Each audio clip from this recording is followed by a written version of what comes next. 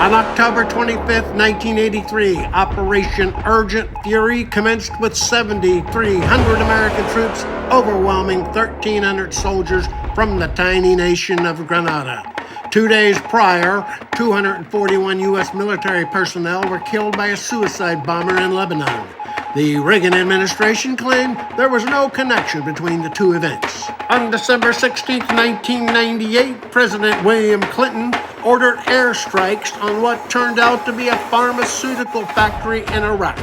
5 days earlier, the House Judiciary Committee voted to approve 4 articles of impeachment over Clinton's involvement with Monica Lewinsky and the Paula Jones scandals. Clinton's predecessor, H.W. Bush, was experiencing sinking popularity numbers after reneging on his read my lips promises not to raise taxes. It was then he decided that 2 wars, in Panama and later in Kuwait and Iraq, were required to buttress his diminishing popularity. Military action to distract from presidential failings? Is that the new normal? Welcome to part 2 of Dog Wagging on the Cranky Curmudgeon's Corner. My name is Paul Thomas. Joining me to answer this and other questions related to wagging the dog is Thaddeus Paulhamus. Are the bombings and kidnappings in Venezuela, the pirating of oil tankers on the high seas, missile strikes on cocaine boats in the Caribbean Sea and Eastern Pacific, ICE attacks on an unarmed domestic residents in America, the threats to take over Cuba, Mexico, Greenland, Canada, Colombia, and now 2 carrier task forces in threatening Iran. Are all those sophisticated strategies by the Trump regime to use violence to distract attention from uncontrolled inflation, skyrocketing healthcare insurance, premiums, and most of all, the Epstein cover-up? Thaddeus, are we wagging the dog here? Well, I think wagging the dog is kind of a Trump signature thing. If you look back to 2016, he was wagging the dog in one way or another pretty much every day of his campaign. Every day there was something to put him at the top of the news cycle every 24 hours. It was usually something worse than the day before. So I don't know if we're calling it wagging the dog, but he certainly has been busy. Now, I'd hesitate to call this a sophisticated strategy, more like a heavy-handed rehash of some well-worn political boilerplate, including the incidents that you were citing in your introduction. The fact that the regime has cooked up so many look over there issues underlines I think, the depth of desperation around the White House as the steady drip of Epstein data points to more and more guilt and more heinous crimes. I would make one exception, though, to the famous ICE capades, since the immigrant crackdown or the get rid of white people or non-white people is one of our dictator's primary issues. So that in itself boiled over with the killing of white citizen protesters. I think that is something that would be offending common decency on its own, with or without the Epstein scandal. Yeah, he's wagging the dog. Could this be just a manifestation of a personality? I'm talking about Trump's personality, of an insecure bully who happens to control the greatest military force in the history of the world? Is that what's the genesis of this activity? His insecurity, the fact that he's a bully, and he has all this military power at his disposal? Pretty much. I'd say it could be. But it could also be part three of his signature three-pronged defense strategy when he's accused. And that is part A, deny, deny, deny. Part B, if it goes to court, delay, delay, delay. And C, if both of the former don't work, deflect, deflect, deflect. And he certainly is putting his deflector ray in every imaginable direction these days. Including military action. Yeah. Like Venezuela, now in Iran. Yeah. Offshore of Iran. Yeah. Hitler threatened to remilitarize the Rhineland. Then he did. Threatened Austria. Then he took it. Sudetenland and Czechoslovakia were pretty easy after Chamberlain declared peace in our time. When Poland decided not to go down without a fight, that decision resulted in World War II. Now with Trump, do we see a man who sees any limitations to his power? Should his threats to take Colombia, Greenland, Cuba, Iran, Canada be taken seriously or not? I think that those threats might be safely taken with a grain of salt, not ignored, because you never know when he's going to change his mind. Well, he did do Venezuela. He did do Venezuela. Yeah. So, yeah. But for the most part, things get forgotten. You know, all of a sudden he was sinking little boats out in the ocean, and then all of a sudden, well, I guess that isn't a threat anymore because he's not doing it anymore. But I noticed just last weekend,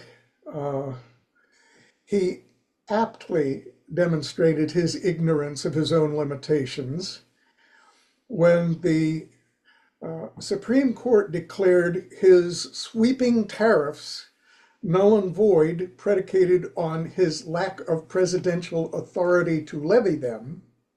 He immediately responded by announcing a whole new array of tariffs. It's like, Mommy said you can't do that, so he did it some more.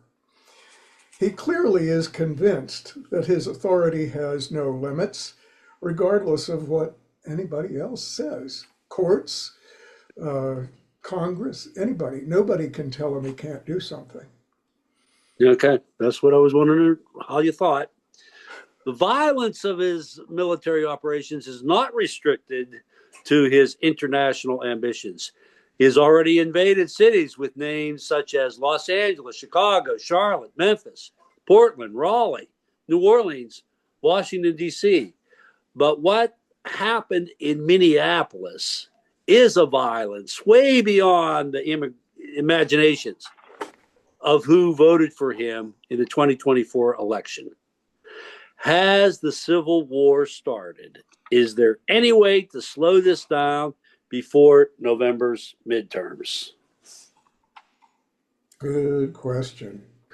It sure looks like an attempt at touching off a civil war. But with Minneapolis, I think he made a big miscalculation. People have made jokes for years about how nice Minnesotans are. And their response to literally lethal violence, killing white American citizens,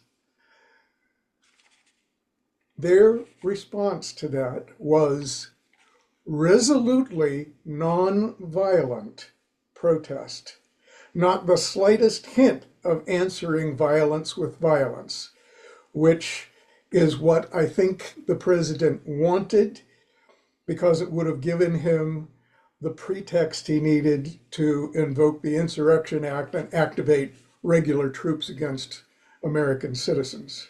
And you can say that for the other cities I just named too, except there in Washington D.C. Whenever there was a couple National Guard people shot, Yeah, and I don't even think they were killed. I think they were shot, and that was the only instance after all that military intervention in these cities was that in the parking garage in D.C. yeah. Well, I think the way he escalated in Minneapolis was spectacular. I mean, spending what 3,000 Hmm. troops in there of his little personal private army. So I think some other community, if he wanted to make Minneapolis an example, and he said that, Hmm. he might have picked a better city to make an example of. He might have found some other community that would have taken the bait and started shooting back, and really started shooting back, not just a couple of little isolated instances. Well, it's been postulated that he's after easy targets, that Yeah, ICE and Border Patrol is after the easy targets because, and I'm the one that's saying this, that Obama ended up gathering up all the criminals through investigations and prosecutions and deported those criminal elements that Trump claims is the worst of the worst. They're already gone. And also, it was also mentioned that in Minnesota that they had given information to ICE that ICE took credit for of immigrants who were already in the custody of the Minnesota state and local officials. They were in the jails because they were arrested. They were caught doing criminal activity, not by ICE, not by Border Patrol, but by the state and local officials in Minnesota. And then ICE was taking credit for that. So yeah. I'm sorry to interrupt, but go Yeah. ahead. Well, what I was just aiming at though was that somebody else might have shot back, but Minnesotans actually proved what people have been joking about for decades, that when they were faced with lethal violence, they were unshakably, resolutely, determinedly nice with an iron will. Hmm. Nobody is going to make us be mean. Hmm. And for that reason, they shut down the operation and took. Well, let's just say they announced the shutdown of the operation. There have been reports that there's still ICE activity Oh, in there's still Minneapolis. ICE activity, but they cut it down. They started pulling people out of there Hmm. because it's not going to be the city he makes an example of. Yeah. Well, the Nation magazine formally nominated Minneapolis for the Nobel Peace Prize. Did Yeah, you I hear saw that. That was great. that? Okay, now are the state attorney generals and local district attorneys doing enough to keep their citizens from being murdered by federal agents? Is there more they can do? Now, Moriarty is the famous Minneapolis district attorney or state's attorney, whatever they call him there. And she has been on the news quite a bit saying that they are building a case where they are about to make a decision. And even though the feds are not handing over any of the evidence, which they confiscated immediately with the killings of Renee Good and Alex Preddy, that she still feels that there's enough, probably based mainly on these camera phones. Are they doing enough is my question. Well, I think that might there might be different answers in different places. I mean, she is obviously on this case, and I'm keeping an eye on that because it looks like she might get somewhere with it. Mm-hmm. But is that happening everywhere? I don't know. There are some other uh, state's attorney, district attorneys who may or may not have the smarts or the gumption to really outsmart these guys. But But she has two murders. I she mean, has, yeah. well, she has two murders nationwide. I couldn't find the list this week, but Preddy and Good Good. lead a list of about 7 or 8 people who have been killed by ICE officers since January.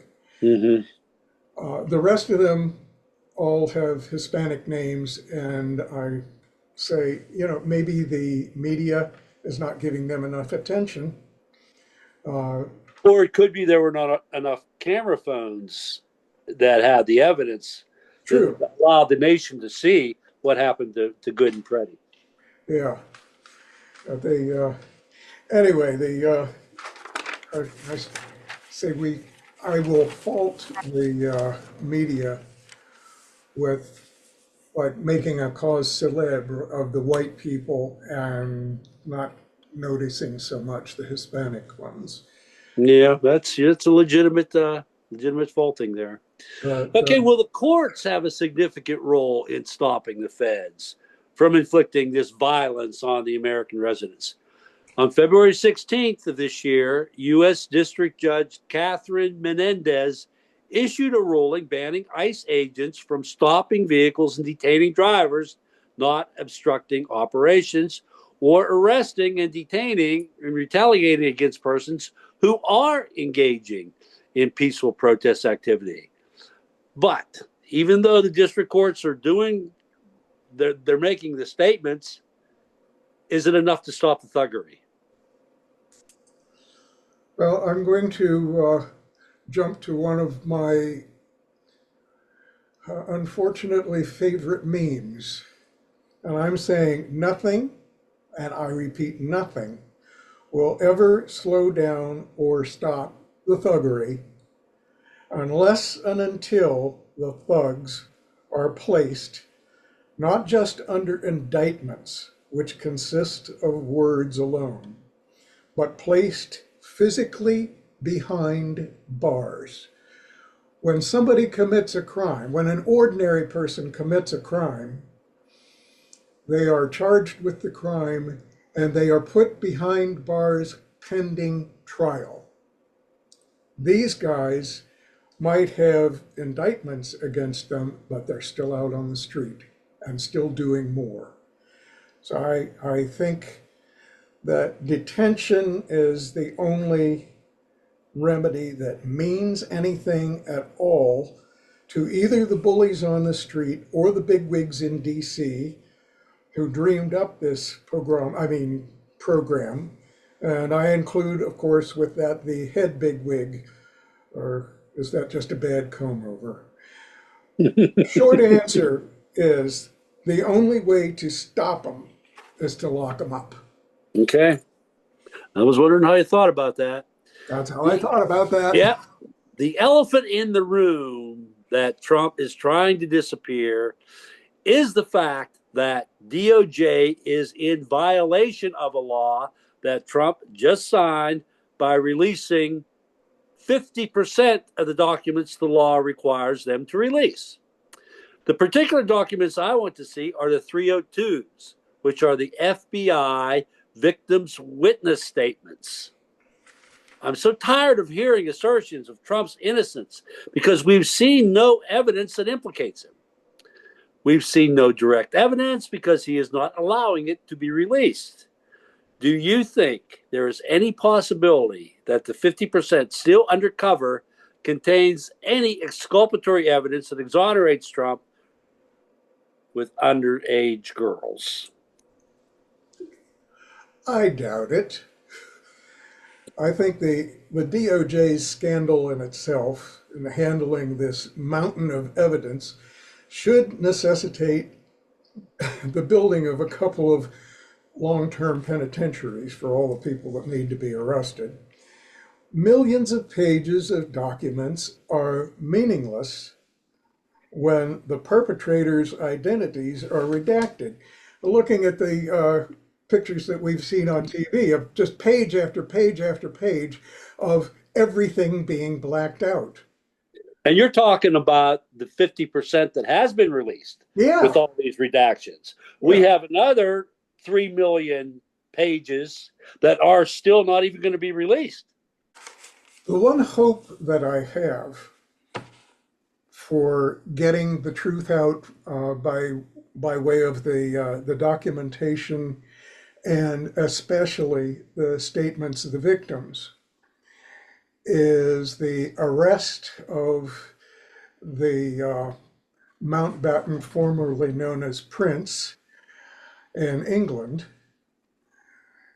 and the statements that are coming out of England and other countries are that they are not going to put up with the cover-ups that the American officials are apparently just addicted to covering up. When they demand, a full rendering of these documents of these millions of pages, they are going to get them, or there's going to be hell to pay overseas.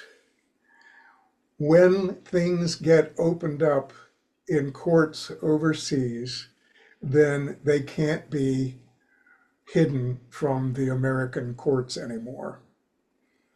That's my big knock wood is, since this is an international issue, it's going to be handled by the courts of several different countries.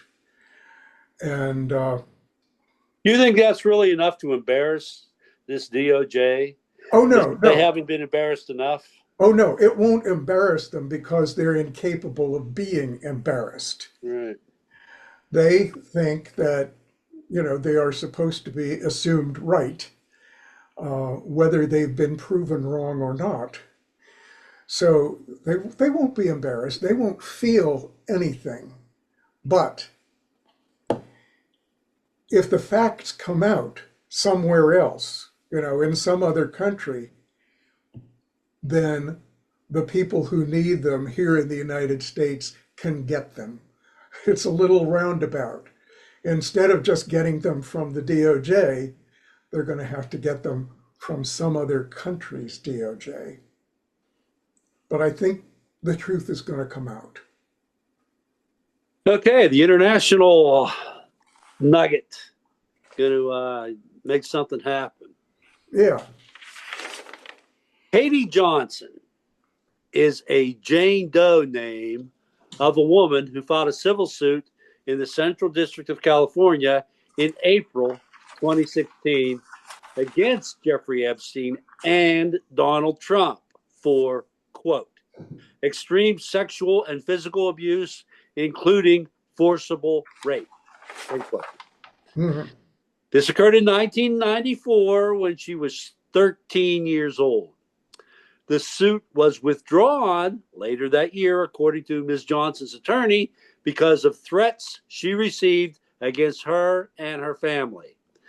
NPR and other sources have reported that the number of Epstein survivors is over 1,000.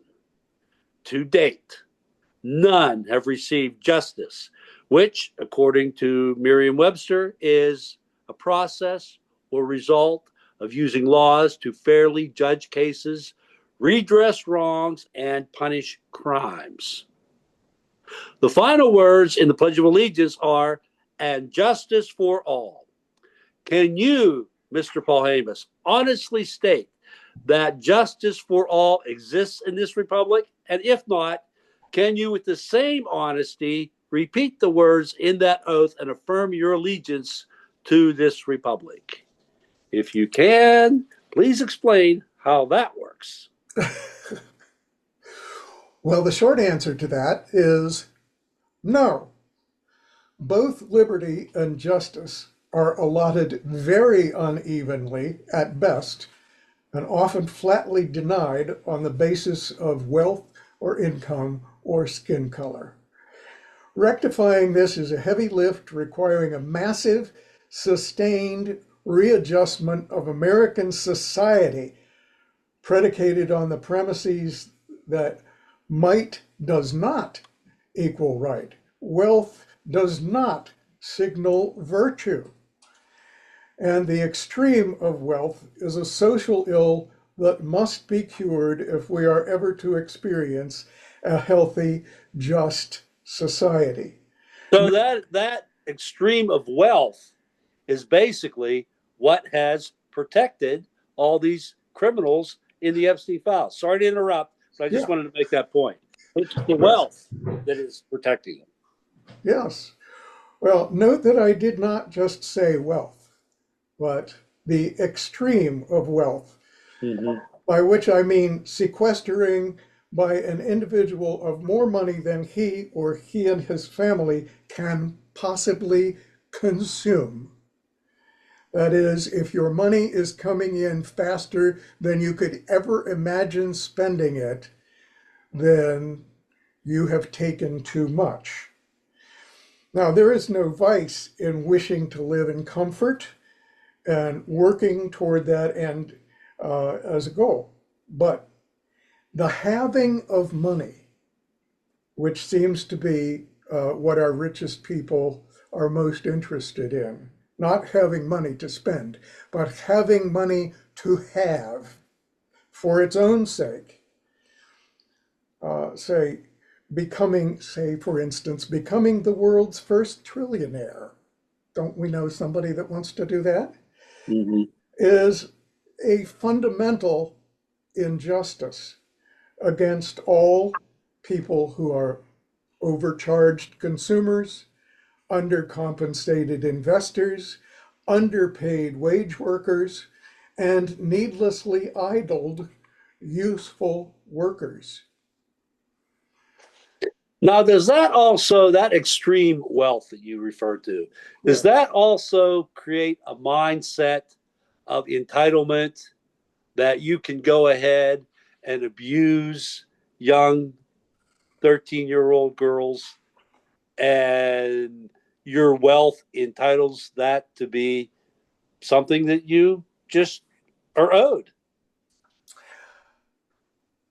I think that the actual things being done, the abusing little girls, is something that these people all know is objectionable behavior. What they believe is that having lots of money enables them to keep a curtain drawn over their actions so they will never be found out. Taking it not just to somebody's private residence in New York or Mar-a-Lago, but taking it to a private island. I think what goes on in the private island will never be spoken of off the island, because that's why the guy bought the place to begin with. You can't get there except by a plane or a boat. So they believe that impunity is an illusion, but it's an illusion that, since they paid a whole lot of money for it, they can rely on it. The heavy lift that we have ahead is making that impunity unreliable. That's the best we can do. Yeah, and is the legal institution up to that task? Is really the question facing us right now.